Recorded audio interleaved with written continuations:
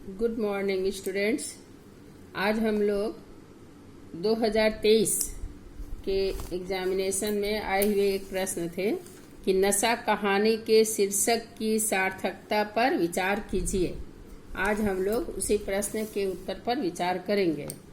साधारणतः कहा जाता है कि जब कभी भी शीर्षक की सार्थकता को लेकर प्रश्न आए तो उसमें कुछ पॉइंट्स जो है वो सभी प्रश्न के लिए है। जैसे उसमें स्टार्टिंग में शुरुआत में इसी तरह से लिखनी है कि शीर्षक किसी भी रचना का सिंह द्वार है जिसकी भव्यता अनुसार पाठकों के मन में रचना के प्रति कौतूहल और जिज्ञासा उत्पन्न होती है।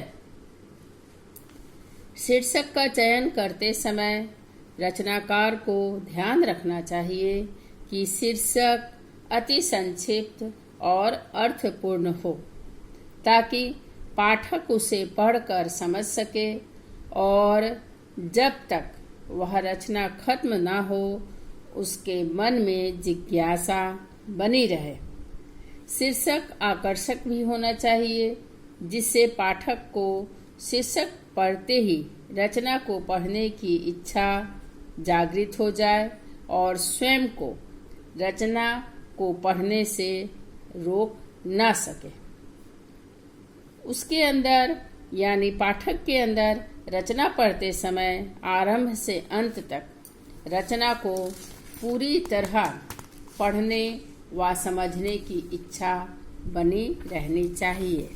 यह इतना दूर तक उत्तर प्रत्येक प्रश्न में लिखा जा सकता है जिस प्रश्न में लिखा रहे कि शीर्षक की सार्थकता पर विचार कीजिए। लेकिन 2023 में जबकि नशा कहानी के शीर्षक की सार्थकता पर विचार करने को कहा गया है तो अब उसका उत्तर इतना तो जो कॉमन है कि शीर्षक की सार्थकता पर विचार कीजिए। उसमें इतना तो लिखना है हर प्रश्न के उत्तर में जहां शीर्षक की सार्थकता से प्रश्न आए तो ये लिखा जा सकता है। अब हम लोग नशा कहानी की शीर्षक की सार्थकता पर विचार करेंगे। तो उसमें कहा जा सकता है कि पैराग्राफ चेंज करके लिखना होगा। नशा कहानी का शीर्षक अति संक्षिप्त और अर्थपूर्ण है। कहानी में धन की नशे की बात की गई है। इससे शीर्षक और रचना में संबंध बना हुआ है।